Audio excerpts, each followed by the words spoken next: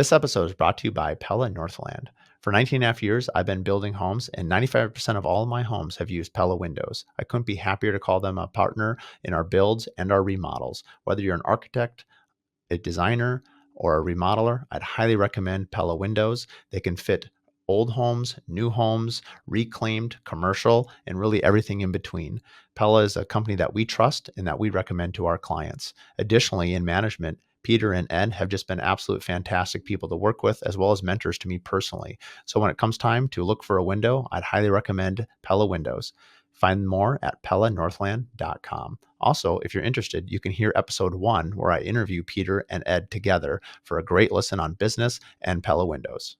Today on the podcast, we had Daran Wastchak on from Arizona. He has a company called Learning Edge. And what's really fascinating is just to hear about all the education that has gone into his platform. So whether you do on demand or whether you're going to seminars, but it's basically educating code officials, builders, architects, real estate agents, all with the idea that the better we understand how to build our homes and construct our homes, the longer these can last. And we talk a lot about how the average family, will live in a home, let's say 12 years. And if you live in 4 or 5 homes, like you're impacting an exponential amount of people. So as builders, as people that are in our trades, building quality homes, we want to be thoughtful, not only for our clients, but really the legacy that home will have. So without further ado, here's Daran.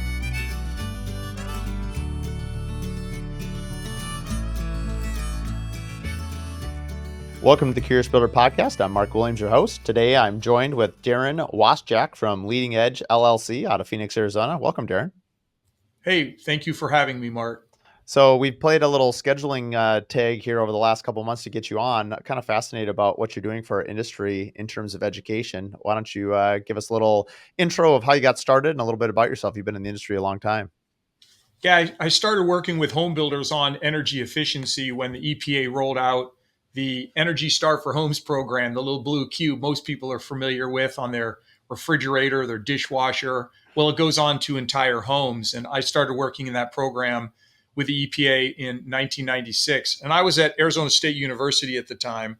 But we had grant money that eventually ran out. And when the money from EPA ran out, I moved everything over to the private sector and started my company, my own company, Daran Wastchak LLC at the time. And again, we helped builders to build more energy efficient homes that were enrolled in the Energy Star for Homes program. And in 2018, I sold that company to 3 of my employees. That was always my goal, to eventually sell and have my employees continue on the work that we were doing so they could be entrepreneurs. So I was excited for them to take over where I left off.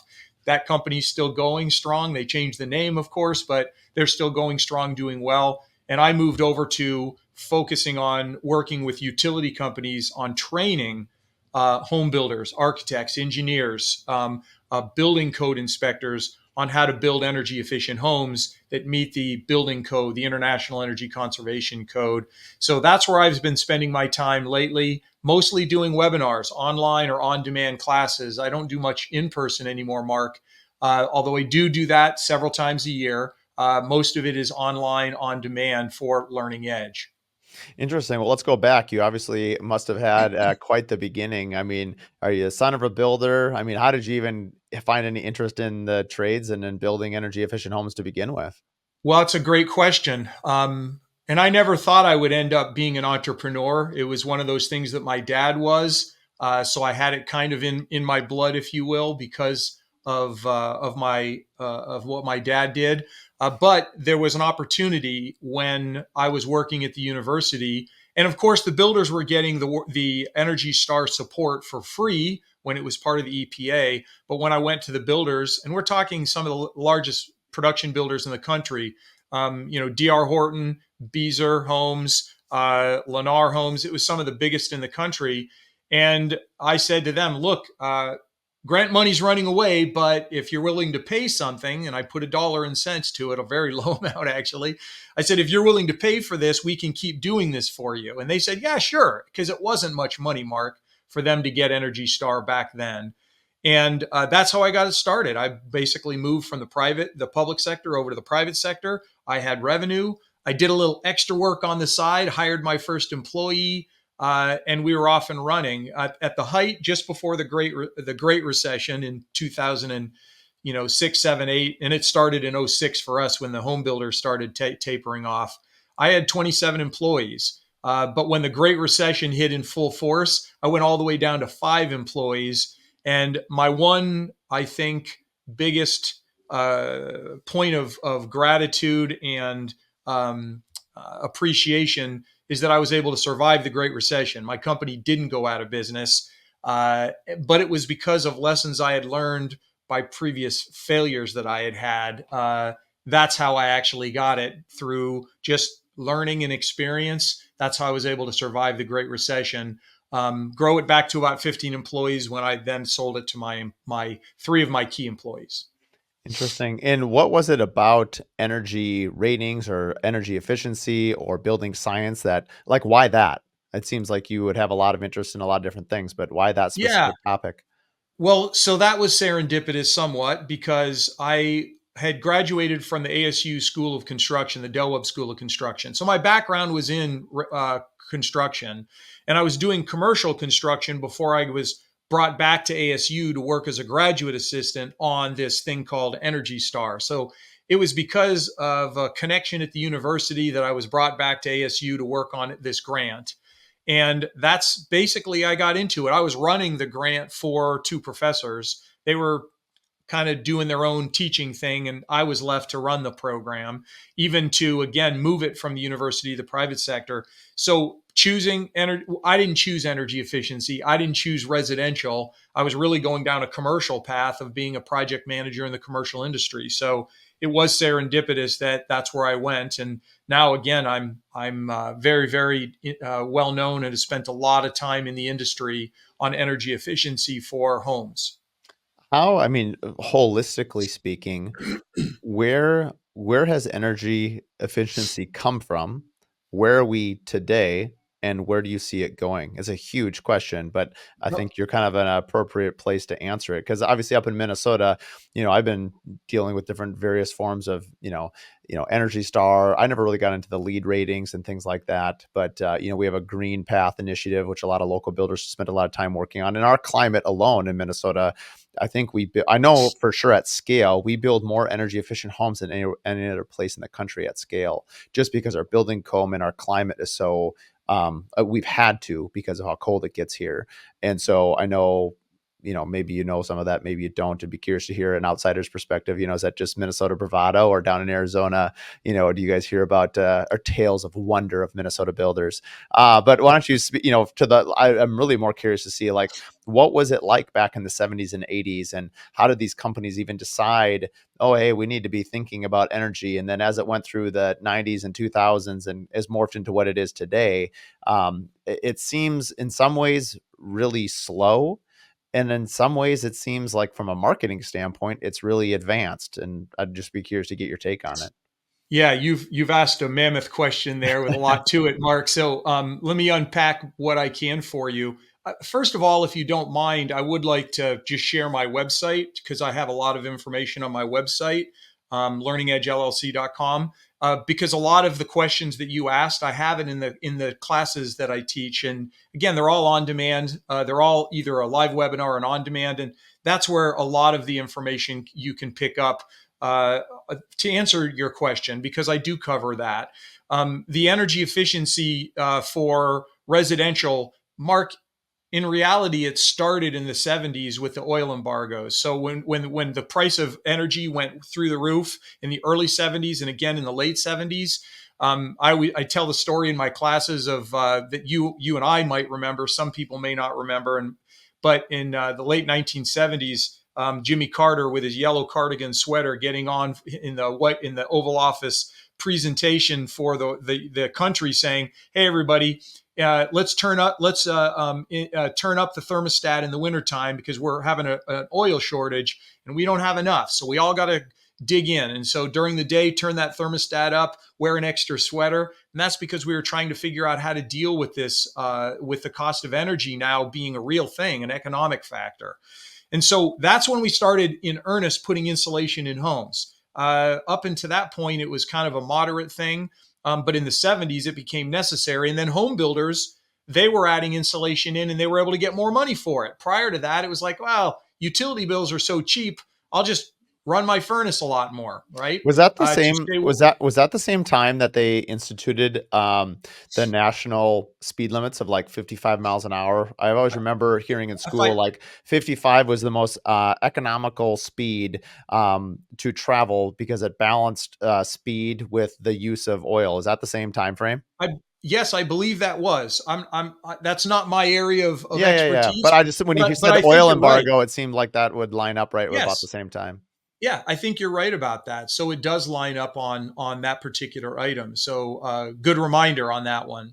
And so that's where kind of energy efficiency got started. And then with the insulation piece. And then in the 1980s, it was about building tighter envelopes. It was a slow. The home energy rating industry was started at the end of the 1980s, early 1990s. The first energy efficiency standards for air conditioners and heaters, SEER rating and HSPF and AFUE, for efficiency of heating and cooling equipment. That all started at the beginning of the 1990s, and through the the EPAC, they call it Energy Policy Act, and that's where that stuff started. So, and Energy Star was started at the beginning of the 1990s as well. I started working at Energy Star in 1996. The Energy Star for Homes program was started in the middle of 1995, and it was a slow ramp up on Energy Star. But Energy Star, Mark, is what really drove energy efficiency on a national basis, because now EPA put together a package of energy efficiency parts and pieces, and a builder that subscribed to building that way was going to build a more energy efficient home. They were going to get the EPA's stamp of approval. There was going to be third party verification, which is the work I did as a home energy rater. And they got the marketing spiff because they got the Energy Star logo. They could now tell the world it's not me saying I build an energy efficient home. It's the EPA verifying and giving you confidence as a buyer, a home buyer, that I build an energy efficient home. And so that's kind of the marketing progression and how things progressed. How have you seen so I think I saw on your website, it was like you've rated over 67,000 homes, I'm sure that continually updates, but that's just a monstrous amount of homes. What have you seen as kind of boots on the ground? I mean, have builders always sort of fought the change? Are we always sort of behind where our society is going? Like, I remember, like up in, I mean, you've got air source heat pumps, you've got geothermal. That was the latest and greatest thing. You've got solar panel, which is having its day, wind power. It just seems like I know, and it's not that I'm not interested in these things, but Mm-hmm. there's a part of me that I'm glad for things that change because we have to be energy efficient and we can be better at it. And we are, and we certainly have gotten there. But then there's also the free market approach, which is always sort of challenging because, I operate in the luxury market, and I keep on bringing, a lot of times people just assume, oh, Mark, you must build a lot of homes with geothermal or, heat pumps and solar. I've done zero, not one Mm. in 20 years. Yep. I've brought it up a lot, but no one wants to really, I call them greenback greenies versus, for lack of a better term, Yep. green. And Yep. I'm certainly passionate about it, but as someone who's an entrepreneur, I have to do what my clients want. Yep. And so there's only, and obviously the code, I do have to obviously adhere to the code. But again, if we're in a luxury market, our home is going to beat code anyway. So code is kind of like the lowest minimum standard. Like I'm not really even thinking about code because we're, above it. And I do think there is a place for it. I guess and so I understand a little bit of how policy can be like a goal to do something. How have you seen builders sort of fight that? And from your side of the table, as you're trying to educate them, how Mm-hmm. do you get these two sides to sort of align? Because we could all say that, yes, energy efficiency would be better, but there's also the other side of the coin, which is, well, at what cost? And, Yep. things change. So I'm just kind of curious for your perspective. You'd have a unique one. Yeah, and there's actually a pretty good answer to that, because when I first walked into builders to talk about Energy Star, they thought I was going to be making them change their walls to straw bale or something exotic. That's what they thought. I was going to make them take half their windows out, right, and just do crazy things. And that's not what the Energy Star program was at the time. It's not what it is today. EPA works with the industry to develop a standard that the industry says we can achieve that. It's pushing the envelope, but we can achieve that. Most of the time, Mark, to divide the home building industry kind of in two pieces. When I'm working with custom projects, I say let's build as energy efficient as we can, but we don't need an Energy Star label for a custom home, and that was generally that is and has generally been the line.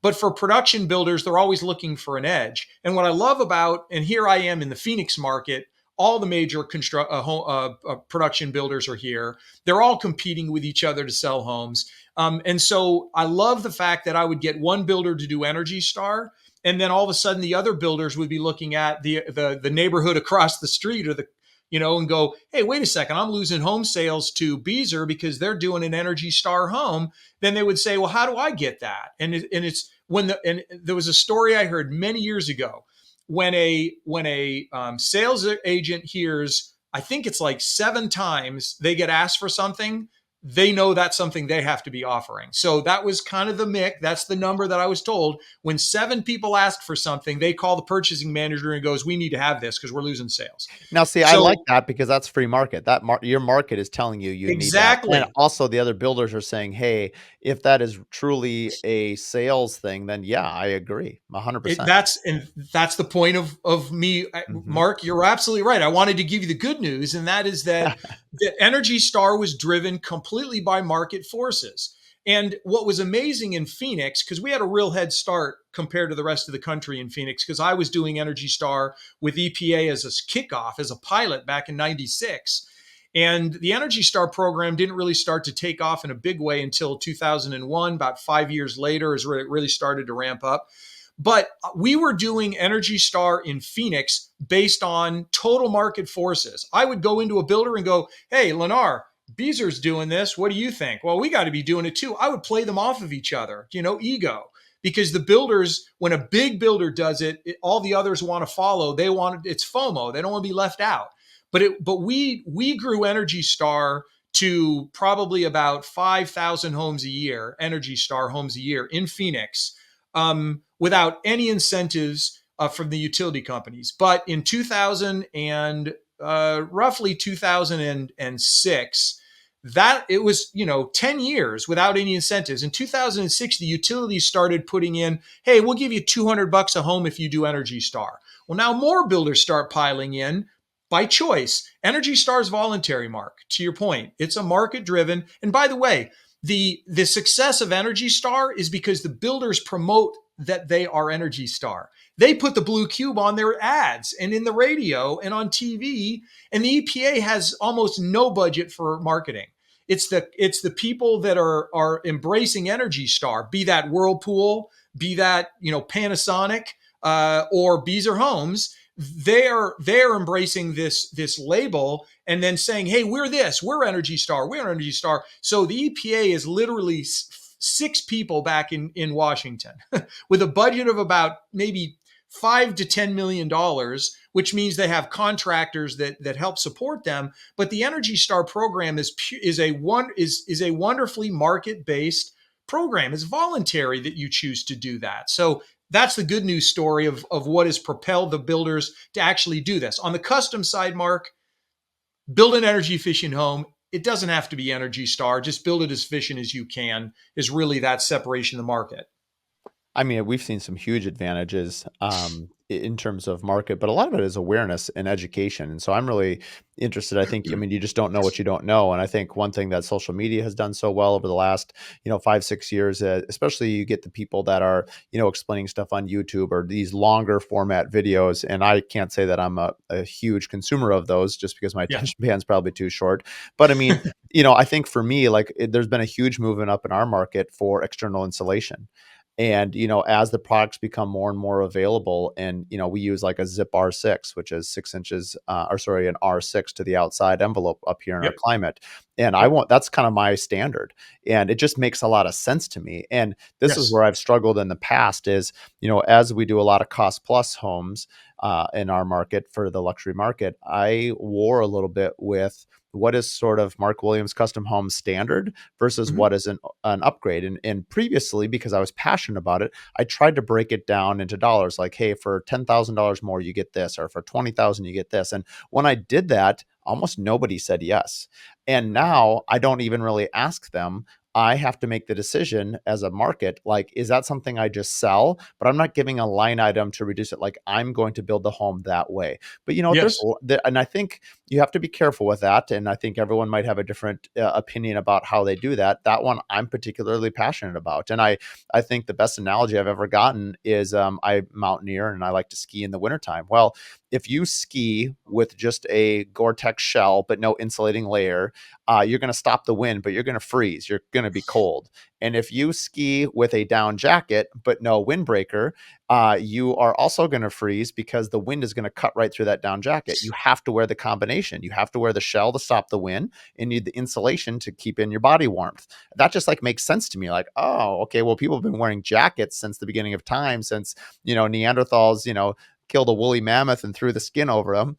And I guess in this analogy, we need two woolly mammoths to make it work. But anyway, you get the point. Like it's when you say like, or like somebody else said, if you don't keep your home tight, it's like having a jacket, but then just unzipping it and going skiing down the hill. Again, it doesn't Yeah. matter how great your technology is; the air is just infiltrating your body. And so, like for me, that has really helped just make it really simple Yes. and not only explain it to the client, but honestly just going back to like that's a decision that I'm making as the custom home builder to provide my home to be the best for my client. And someone recently said that we often think we're designing for one client, and that's true.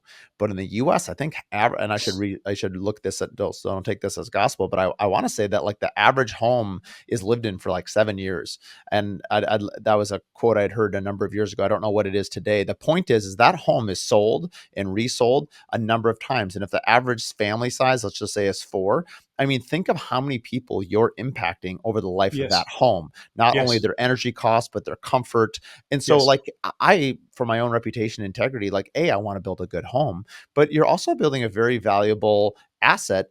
And it's something that's going to protect them down the road. Like now, when we go and remodel a home that's like in the 1920s, and there's like curled up newspapers of like World War I or like, whatever era newspaper there are on the wall, you're like, wow, that was Yeah. your insulation. And that was like, Yeah. that person was actually really thinking it advanced back then. You're like, Yep. wow, we've come a long way.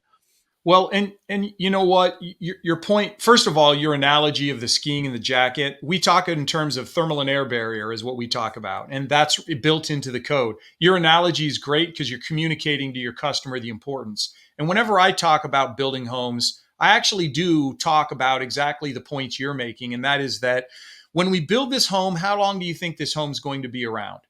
And I'll get people to say, I don't know, 30 years. And I go, I hope it's going to last the duration of a mortgage, 30 years, but at 50, I mean, I think homes need to be, they're going to be built for 100 plus years. They're going to be around for a while.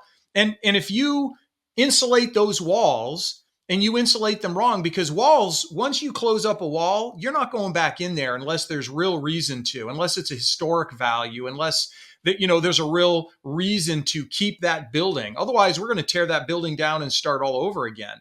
But you're rarely going to open up those walls. People are going to live with what is there. So I talk about getting ducts tight and getting insulation right.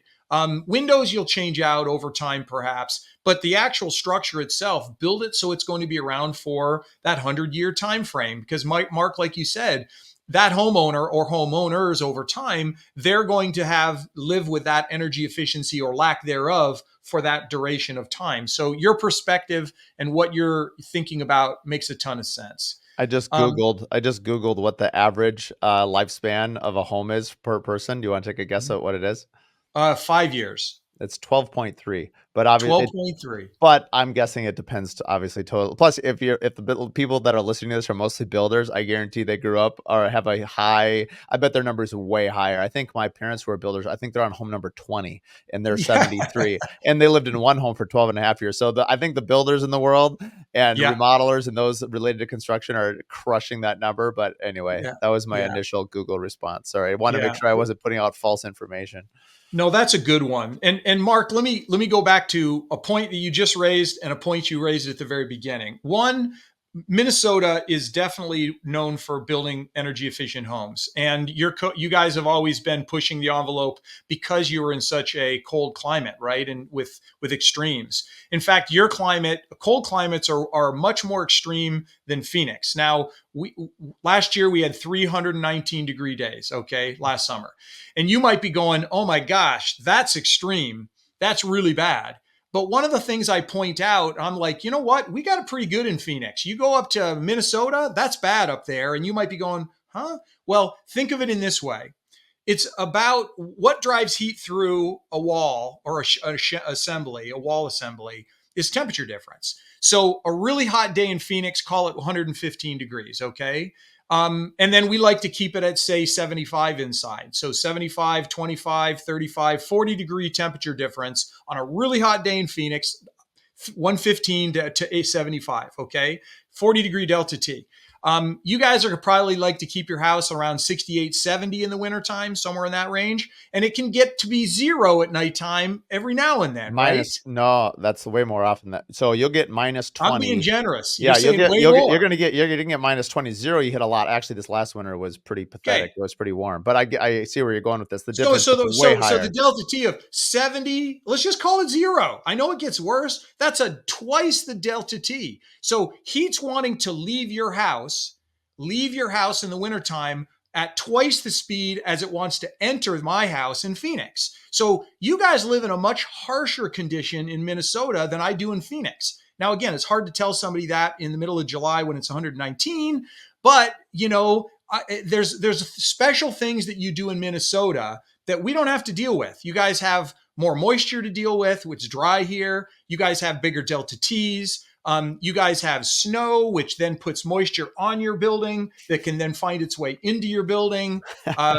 You guys also have, you guys are closed up more in the wintertime, which is why the latest version of the code requires HRV and ERV ventilation. If you're in the 21 version of the code and you're in Minnesota, climate zones 7 and 8 anyway, you guys have climate zone 7, I think, in parts of Minnesota. You guys are going to end up having to, you have to put on a air to We air exchange unit we've had, I because, think we've been using air exchangers for 15 years, I bet. A yeah, long time. it's Well before it was code, probably because we had exactly. to. Yeah, I mean, every builder that's seen big temperature swings, I remember seeing remodels where, people would put fiberglass insulation next to block walls with poly, and it's like a rainforest. And like the amount of mold that was generated. Now, what was interesting, I had heard that was actually a code way back in the 80s and 90s or whenever it was. And yep, so they actually forced you to do the wrong thing. And it's kind of wrong funny thing. that I think one thing that builders have a very high degree of figure it out factor.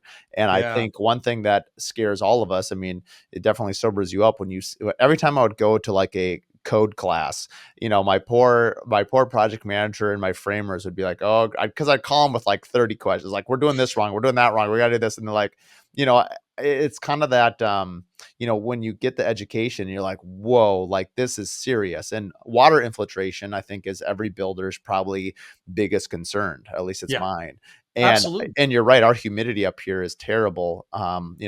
It's funny, people love to joke about our cold, but actually the cold is pretty easy.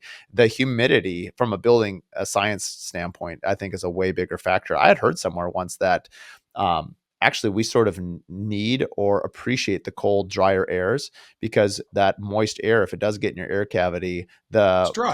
cold, dry air will actually dry Yeah, it out. And yeah, sometimes if you have, let's say, a winter that's not very cold, you actually miss out on some of that drying cycle.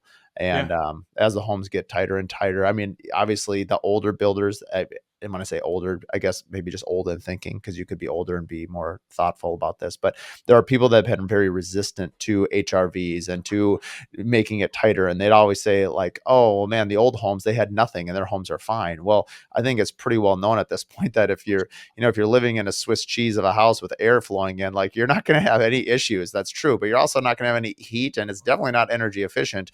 And Yeah, I'm not here to argue whether what's right or wrong, because people can have their free choice. If they want to spend a lot more money and have zero peace of mind, that's a choice. Unfortunately, that's a choice that the code is not going to allow you to even make anymore. that's It'd right. be no different than trying to drive a car that's not efficient on the roads. I mean, if the EPA pulls you over, we don't really have them, or if they do, it's not big. They pull off the old cars off the road. Their carburetors aren't, they're putting smog or whatever in the air. Yeah, they There, got there are rules that we have to adhere to, whether we like them or not. A sort of, it is for the common good. Um, right. to the best of their ability. And everyone makes mistakes. I think it's easy to, shoo policies and say, oh, I don't like that, or that's really dumb. But like, to your point, like if I'm only thinking from a custom home builder's lens, that's a pretty narrow thought. And if you're only looking at a national production builder, I mean, you kind of, I feel sort of bad for legislation. They've got to come up with some stuff that sort of hits the majority of what's happening. And it gets really, I'm sure, I mean, I could never last in those sessions. I'd pull my eyebrows out. This episode is brought to you by Helmuth and Johnson, a top Minnesota law firm ranging from individuals to emerging startups to multinational Fortune 500 companies. Focusing on transactional law, litigation, and appeals, Helmuth and Johnson attorneys are leaders in their field. David Helmuth and Chad Johnson joined forces 30 years ago in 1994 with the goal of creating a premier law firm capable of handling complex and challenging cases efficiently and effectively.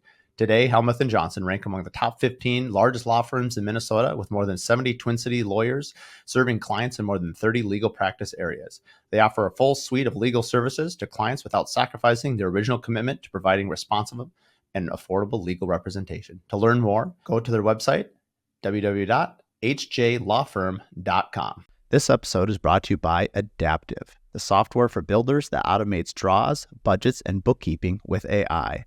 For over a year now, I've been partnered with Adaptive, and they've just been an amazing game changer in terms of efficiency in our time and all our bookkeeping. From the time we get an invoice, we import it into their system. The AI codes it, cost codes it, job codes it. All we have to do is review it, pass it through the people internally in the office, all digitally, and then it gets approved and paid all via ACH. It's becoming extremely fast and saving us countless hours a day and a week. When it comes to draws, all of our budgets now are set in Adaptive as well. So now when we cost code against the draws, we can do our change orders. And then with a click of a button, we can submit these draws to our title companies or to our homeowners for faster payment.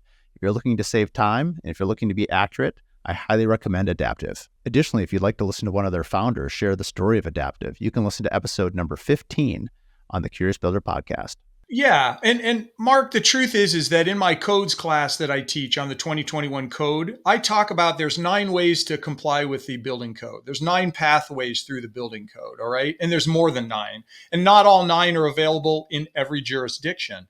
But the code can be onerous, but there's also a lot of flexibility built into the code.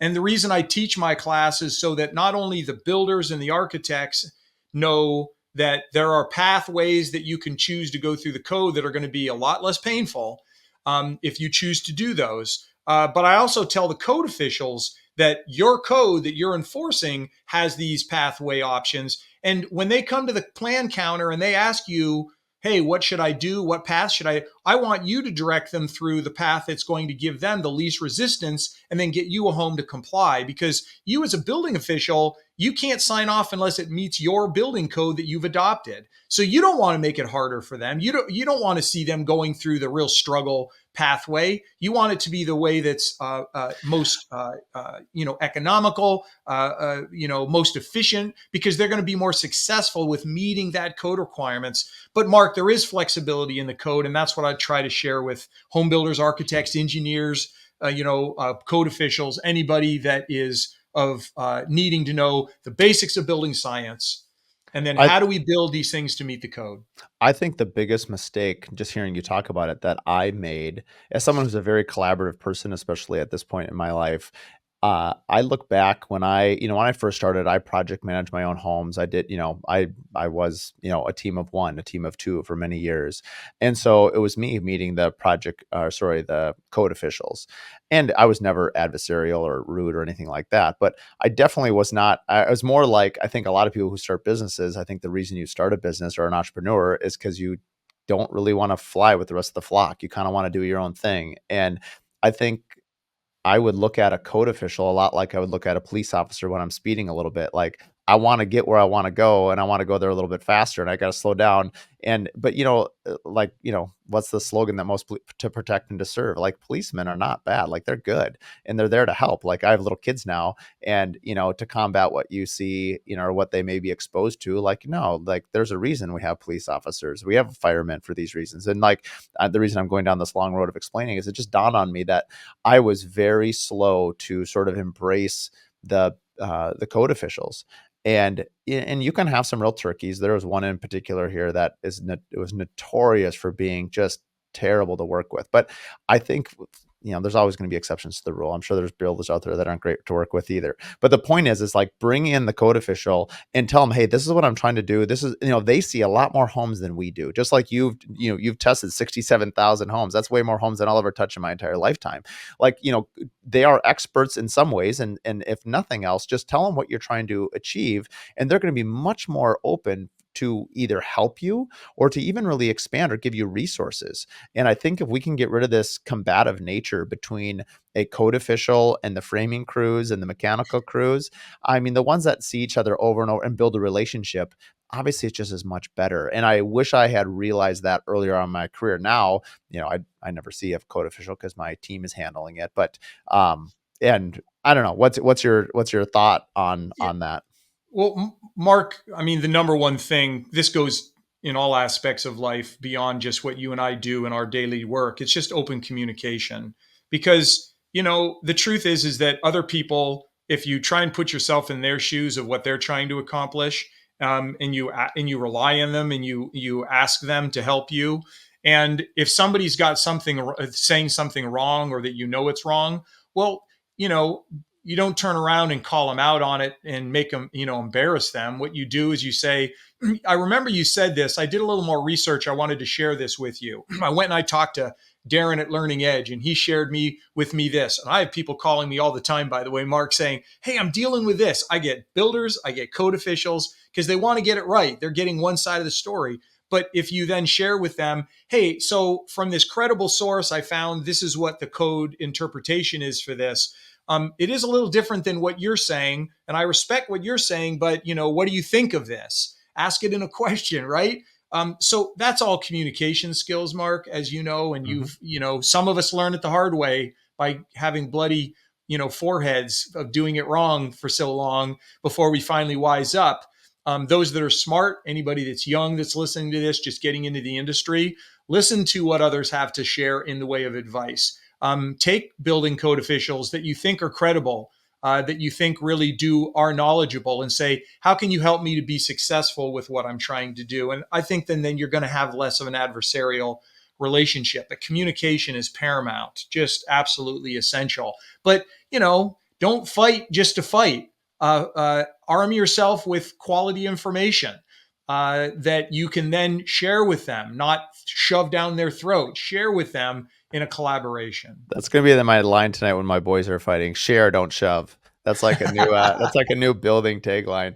What when you are, you mentioned a number of different people that seek you out. So maybe we've talked more about codes here than I was maybe planning on, which is still fine because I think it's very relatable. But from an educator standpoint, what have you found in terms of people that seek you out, like in terms of percentages? So, at Learning Edge, you've got, I saw you even had realtors on there. So you've got realtors, you've got builders, you've got code officials. Maybe I might even missing some. Walk me through like the percentage of your demographics. Like, is it 20% of which one, 30%? Like who's coming to get educated, by you specifically? Yeah, it's actually it would be hard for me to give you a percentage because it's changing all the time. I'm teaching 2 realtor classes tomorrow and the next day. Realtors love our stuff because they want to understand the house that they're selling. Is it energy efficient? And if it is, what are the things I need to know about it? Home builders, they want to know how to get through the code. They want to know how to build their homes better, more energy efficient. And importantly, they want to know how to get their home to be ready for the Energy Star for Homes program. Because the Energy Star program's got big federal tax credits. Mark, by the way, zero energy ready homes are $5,000 a house. You might be leaving on the table. Now, $5,000 to you might not be a big deal in the big picture of what you have to do, but that's there. So I have builders coming to me to learn how do you build so that you can build an efficient home and maybe get those tax dollars. Architects need to design these things for builders, so they'll show up for that. But probably my biggest demographic are the code officials. These are the plan reviewers. These are the people that are out inspecting homes to meet the code. So I would say probably if I had to give the largest percentage, but it's not 50%. It's a decent percentage, but it's not an overwhelming majority. It's not a majority by any means. It would be the code officials, the building officials. How do I need to understand this code that I'm trying to enforce, because no one likes to go and enforce something that they don't understand and show up at a project where a home builder knows more than you about what you're doing. Then you do get kind of your ego's up and you're like, I don't want to be wrong. And then you get adversarial. So I would say my biggest audience, Mark, would be code officials if I had to. And then builders would be second. And then, maybe home energy raters and architects would be kind of that third tier group. That's the best I can give you in the way of No, that's demographics. I think that's helpful. How did you know early on, maybe let's go back to the origin of you starting, Learning Edge as a, standalone company. Did you see it scaling to what it is today? Talk us to a little bit about like online portals. I mean, obviously the world has changed so much where, I like any builder listening to this, we've sat in a number of continuing education classes where we've listened to building scientists, and I'm glad they've come in. And, as virtual, classes become available and all this stuff, like the speed of information and the way you can consume it if you wish it is much, much higher. And some people, it has to sort of be forced down your throat. Like, hey, this is in order for me to keep my building license, I have to have so many hours, in order to get it. And that's not all bad. I mean, it keeps it somewhat relevant. It's kind of like a book report. You've got to read the book. Otherwise you're not going to on the test. Walk us a little bit through when you first had this idea to educate and where you're at today, some of the lessons you've learned. Yeah, great question. But while I still had my company doing home energy ratings, I wanted to educate home energy raters, share what I knew about how do you do an energy, how do you rate, how do you become a home energy rater, how do you do that work successfully. And so I started Learning Edge in 2010. I didn't sell my company until 2018. So there was 8 years there where I was doing Learning Edge work as a separate company, small. Most of my time was invested in my rating business. And so, Mark, that's where it started. I wanted to educate the rating industry. And I was doing it also for my internal education of my own people internally, but I was also teaching people from outside. And then when I sold the company, I actually started doing work on business coaching. I was coaching small business owners on how to be successful. That's where I was kind of initially going. But then the utility companies said to me, Daran, we would like you to do some teaching. We kind of collaborated and they said, we'll sponsor you to teach. And it was a very low burn. It was not much sponsorship. And I was teaching. And then effectively what happened is that COVID hit. And when COVID hit, the utilities basically at that point in time said, Daran, we need to do more teaching. And we'd like you to, we want to increase your budget. And they basically 10x'd my budget. So it was great for my business. They're like, because the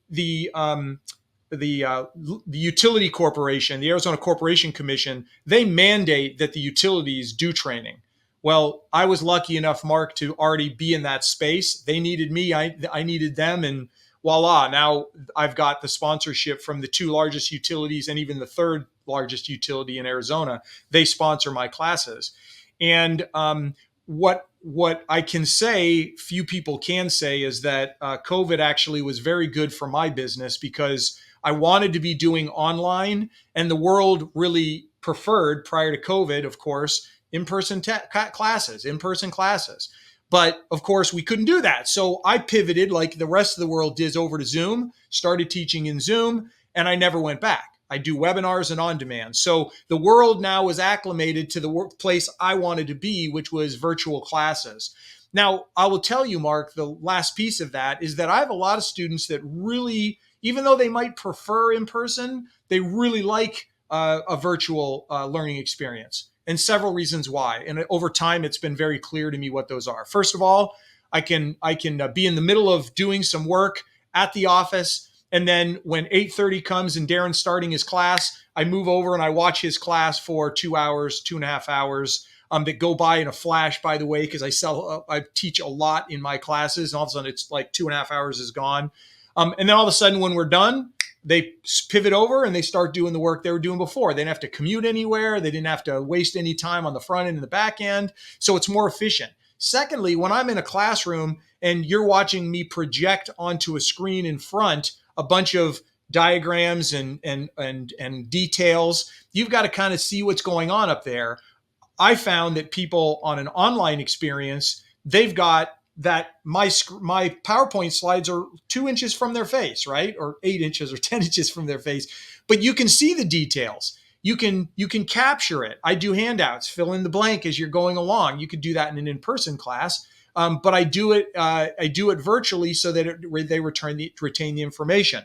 So I have found that virtual is very successful, but we did have to have that culture shift where people now got comfortable that I can take an online class and have a very good, worthwhile, educational, entertaining experience. And that's what I'm an entertainer, Mark. I've got to Hmm. take information that is code. I mean, you can't think of anything a whole lot drier. You say you're pulling your eyebrows out. Yeah, that's what code is. And so my world is making it entertaining, and making the dry stuff as education. I use lots of pictures.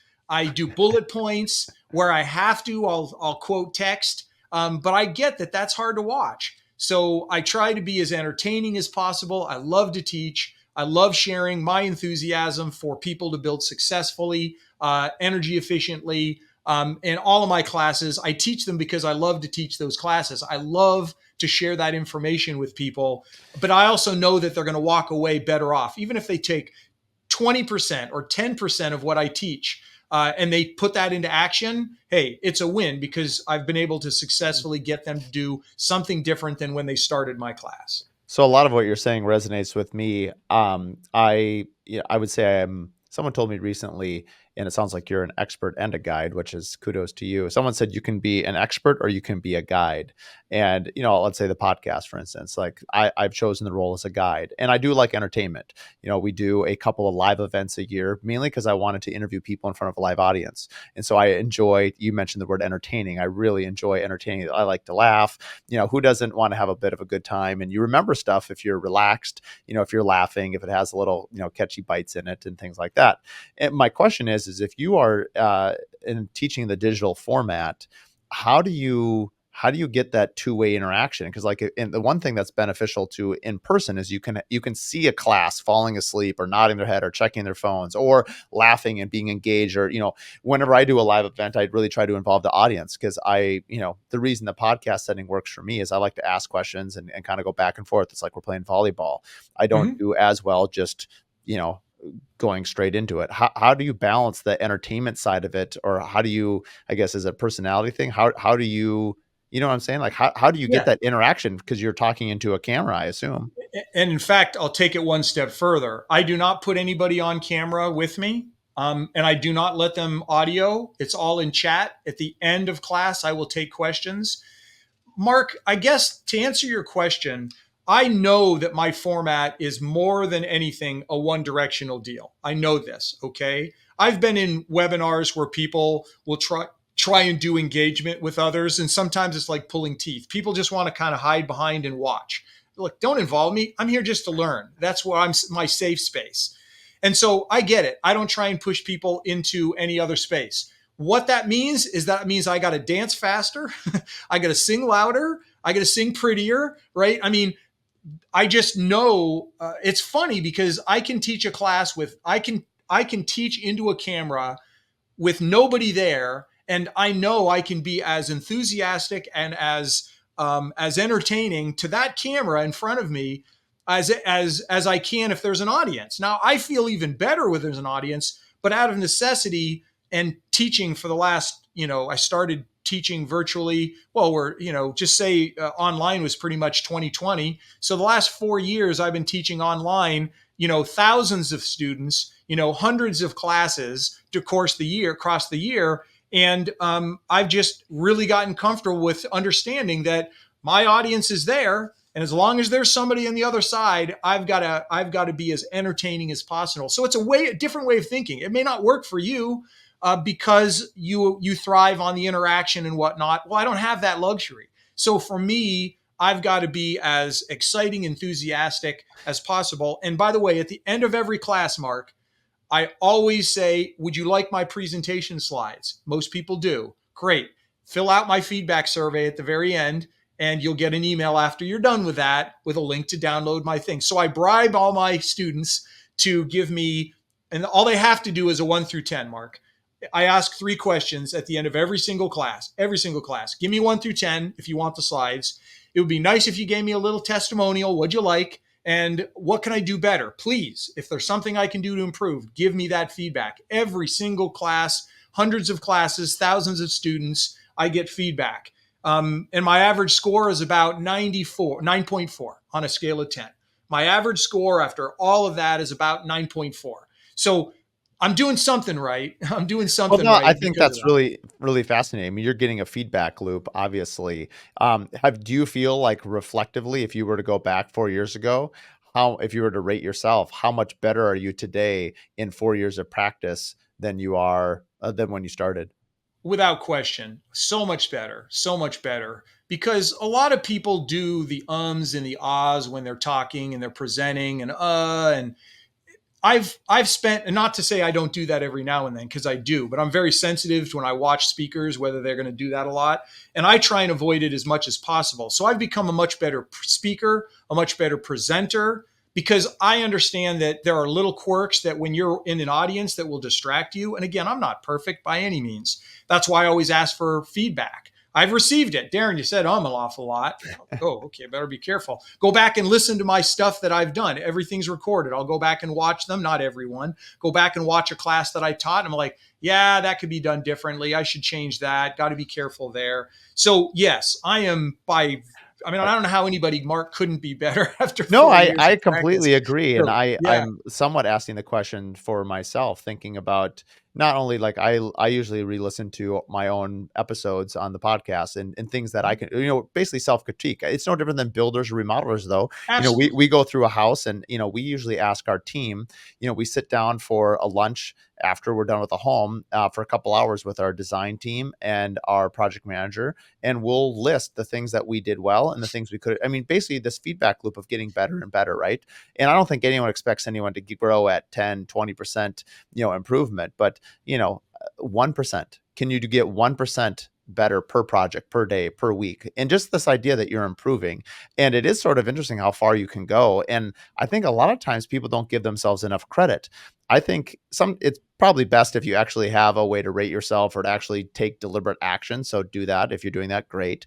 But honestly, I think if you just continue to have the spirit of I want to get better, I think it Absolutely. happens. I think it happens organically. I mean, well Absolutely. before I realized what I was doing, you look back at homes, or for me, if I look back at homes that I built, 10, 15 years ago, the quality was still there, but the sophistication and the process and a lot of what I do now, I mean, it's night and day. And I guess I'm glad, because it'd be pretty bad if you went through a 20-year, 40-year career and you're like, I'm the same as I was 40 years ago. I guess that's a pretty sad state of affairs. I think as a business owner, if you're not getting better, it's a little bit like a fish. If you're not swimming, you're drowning.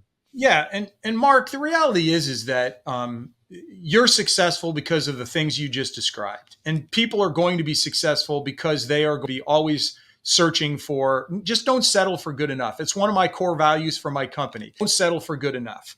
That for my company now with Learning Edge, I have 3 employees that work for me, and I have a set of core values that I developed, and I'm like, we have to live these core values. And those core values, one of those is don't settle for good enough. Always strive to do better. Always educate yourself. Always look for making things better. Don't wait. Don't wait for things, start looking for ways to improve. And Mark, you would not be the company that you are if you didn't do things like that. And by the way, self reflection, evaluation, being open to feedback from your employees and your customers, that kind of approach to business says a lot about that business. But it's actually a symptom. That way of acting is a symptom of running a business in a certain way that is at a very high level, a very high quality business. They're going to have elements like feedback loops. They're going to have elements like always looking to do things better.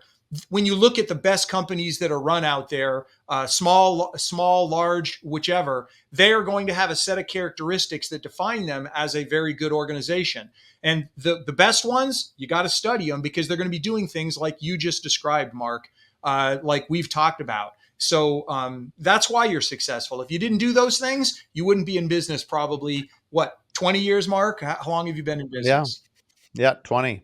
I think it's yeah, I think one thing too, going back to your speaking and just your ability to speak on camera for those out there that, there's a lot of people now in my hemisphere that, we're seeing so much more virtual presentations and that seminars, not menus, but basically course guides where if you're not there, it's great from a business standpoint, right? It's residual income. Like you don't have to be teaching a class, but someone could download it honestly anywhere in the world, right? So if someone in Australia wants to learn about building envelope and great, there's resources. So it's never been more available than it is now Right. to learn and to get that. And from a business model, I really like whether it's subscription based, membership based, or single download based. All those things are viable. But where I was going with this is I think a lot of builders are doing this more than they think they are with how prevalent social media is. And I'll take Instagram and YouTube specifically. One of the biggest pieces of advice I ever have received was, I think a plan is great. Obviously, we don't build a home without a plan, but there is no substitute for just doing it. And I'm thinking more of the public speaking and or just explaining. So you see so many builders now where they're just getting mic'd up, whether it's a selfie form of a video or someone on their team is taking a picture and they're explaining details. There's a huge hunger from your clients, our clients, that want to know about how is trim put in, how do you paint, how many coats of paint. I mean, honestly, there's no end of the DIYer information. And not only your clients are interested in it to basically gauge like how knowledgeable are you about either running a business or doing a certain thing. But then there are plenty of our peers that will look to other peers and say, well, okay, well, what do they do? How do I do this? Or, let's call it net zero. Obviously, net zero is much more common than it was 20 years ago. But, whoever the person was that was, publicizing net zero and, in the year 2000, or I guess 2004, was probably an expert in their field by now. Obviously, that's 20 years. And so people were going to those people. Now there's way more resources to get that. And I guess where I'm saying this is that I think the feedback loop, and that's how we improve, keeps getting shorter and shorter just because of how relevant the information is. And I think your story of just, having only done this for 4 years and how far you've built out your course schedule is a testament to that, which is pretty impressive. Yeah, and I appreciate all the things that you said in terms of feedback. Especially, what caught my attention was that feedback to clients. I can imagine, Mark, you going through and doing a daily. Hey, so this is what we did today, and they're like, Mhm. man, if you packaged all that little video for your clients and at the very end gave them a video where they could go through and see their house being built, then they'd be like, man, that thing that Mark does, where at the end you get this video and now you can go back and watch your house being built. That's a point of pride for that homeowner, but it's a testament to you as well. So I like that idea. That's a good one. As we kind of come in here at the end here, where do you see, Learning Edge's future? Like, what are you excited about in terms of your organization, education? Like, what is this going to look like 10 years or 20 years from now? Yeah, great question. And we're constantly evolving and looking for ways to improve what we do. We have moved our content, to your point a minute ago, to on demand. So I do a lot of live webinar classes. We are doing most of my classes, and even more of them are going to be available on demand. So people can come and watch them 24/7 whenever they want to. So that's really the future, is on demand, so people can watch when they want to, offering a variety of formats. We're also doing things like, hey, I have so much content now, Mark, that's available in my classes, that we're now going to companies and saying, hey, are you interested in your company having maybe a 1 year subscription? So it's the subscription stuff. And when you have your 1 year, you can have 10 people in in your company. They can all have access for one price for the entire year to all the content that's available. And whenever we add new content, you will automatically get it. Those are the kinds of things that we're adding in to grow what we're doing. I also want to expand, Mark, to other markets outside of Arizona to start offering the same exact webinar to their local clients. So, or their local code officials, their local builders and architects. So, how can I expand to touch more people? And a lot of that virtual allows that opportunity, Mark, to grow and offer more to more people. I'm going to be building my own house in the next couple of years. And I want to start documenting, Mark, that process. What am I going through for the design and the super energy efficiency stuff that obviously I'm going to be doing, and not so much how to build a home, but how to build it energy efficiently. You're the expert, Mark, on how to build a home. I'm not a even though my background's in construction, I'm not telling people how to build a home. I'm telling people how to build the energy efficient home. How do you build the home? So that it maximizes the energy efficiency. And so that way in social media, I want to start sharing with the world so they can kind of follow along in an entertaining way my building process. Because I have a lot of people that are interested in, when Daran builds a house, I do want to see what he's doing, and so I think there'll be an opportunity there to share more information in a new format with more people. So that's kind of where we're going with Learning Edge into the future. I'm very very excited about, especially next year when we get to do even more implementation with more of these things. So outside of Arizona, I mean, is there a lot of other either companies or individuals or educators that are doing similar things that you're doing that you sort of run into and you're like, hey, you started creating this because there was a need or you created this, there's a passion. And then you pick your head up and you're like, oh, wow, there's more of us out here than I thought. It's pretty niche, but there are others that are offering education in energy efficiency. So I'm not alone. In fact, we actually try and collaborate with some of those people, meaning they might offer some of our classes because we fill a kind of a gap in their curriculum, and then we have partnered with some large online companies to promote their classes because they have areas that we don't cover, nor do I want to cover, but it's valuable to our student base. So yeah, there are, but it's a handful. We're not talking. There's probably less than 10 organizations nationally that are doing this. It's Well, and you pretty think of small. you think of the opportunity, even if there is, let's quote competition, there's so many builders that need the information that you could never possibly, fill that educational gap there. I mean, so really it's kind of like this, community over competition. It's like how many people, because if you're, I suspect just based on how you're talking about it, you're passionate about what you're doing. I mean, the only thing that would make you happier is just that more and more people seek to build better and better Absolutely. homes and then are able to, you know, I mean, building homes is such a rewarding career because it's so tied into the American dream. And I mean, it doesn't even have to be America; it could be the whole world, right? I mean, your home is where your memories are. It's where your family is raised. And most people, someone asked me, actually, Zach Kelly, he was on several episodes before this one will air, and he asked me, can you remember the address, a few of your addresses? And I'm like, yeah, I can pretty much remember pretty much every address I've lived in. And that was his point. His point is that everyone has very strong memories to the homes that they lived in, especially when they grew up as kids, Yes. and just how important the home is. I bet you would almost be a funny way to like ask people like, what are some, epic fail stories, or what are some things about your home that now as a builder now today you look back on, you're like, oh man, that's ridiculous. I can't believe that was in my home. I can't think of one right off the top of my head at the moment, but I'm sure just seeing how much a home has changed and like the amenities we have. I mean, obviously the simple stuff, right? Like Wi-Fi and this other stuff that did not exist when you were kids.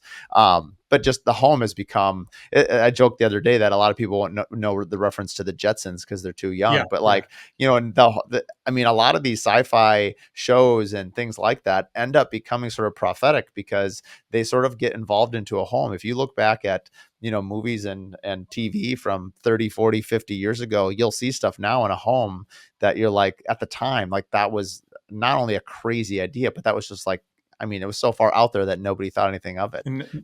And now we start to see that. There is one thing that I Hmm. do in my foundational class, becoming a building science expert. There's a point in time at about 20 minutes or so into the class, Mark, where I will stop and I show a picture of my first house and a major flaw in my first house. And then I show that I fix it. And then I say, so I want to admit to everybody something. I'm going to admit something to you right now. This is my first house. And everybody's going, oh, and then I go, but I want to ask a question. Then I do a poll question to my audience. I say, okay, we've been talking about how to build a house better, how to design a house better, how to inspect a house to be more energy efficient. I said, I want to know how many of you have thought of your own house since we started our conversation today. And then I throw a poll up. My house is perfect. Oh man, I haven't looked, but I know I've got some of these things. Yeah, I got that. Or definitely I have like everything you've said. So I go through and I ask people, do you see these flaws? And everybody, yeah, I've got these problems in my house. And but it's a check-in with those guys about how can we start to build differently. Your own house has these issues. As you said, it's a very personal thing to everybody. So keep in mind that it's personal to the people that we're trying to build homes for. It's got to be done right. It's got to be energy efficient. They're going to spend 100 years, not only them, but everybody that comes after them, living in that house the way you left it for them. Energy efficient or energy inefficient. Yeah. Thanks again for joining on. We'll have all your the websites and all your social handles in the show notes. And appreciate you coming on, making the time. And for everyone listening, we'll see you next week. We are happy to announce that we have a one-to-one coaching session that can be found on our Curious Builder podcast platform. So you can book a time with me, and it'll be 1 hour to ask any sort of questions that you want, talk about business, talk about life. Maybe you're dealing with a difficult client and you just want to maybe shop with another builder and say, hey, how do I handle this? Or maybe you're looking to rebrand your company. Whatever it might be, you can head to our website and book a time, and I'd be happy to sit down and give you that hour, and we can talk about whatever's on your mind. The podcast has now been running for the last 2 years, and it's because of people like you that are listening to the podcast, spreading the word, that our audience continues to grow. One of the ways that you as listeners can help support the show is head to our merch page, our shop page on thecuriousbuilderpodcast.com. You'll see that we have 3 different offerings now. We have a shirt that we partnered with Harnish on. We have a hat from BOGO that I use for ultra running. It's also just incredibly sweat resistant. So for any of you guys who are outside in the sun working, the hat looks great, but it's also extremely resilient to sweat. And then of course our Hive notebooks. These notebooks are amazing. I was given one a couple years ago and I've fallen in love with it. The paper's made out of stone. It's waterproof. It's tear-proof. It's amazing. So if you like what you listen to, if you appreciate the show and the content that we're producing, please head to the shop page. Buy a notebook, buy 2, give some to your employees, give some to the guys in the field. We'd really appreciate it. Thanks for listening to the Curious Builder podcast. If you like what you listen to, please give us a 5-star rating and write us a review. It really means a lot. It's a great way for us to just understand what you like about the podcast and what we can keep doing. So like and review, and please share with your friends and family. Find out more at curiousbuilderpodcast.com.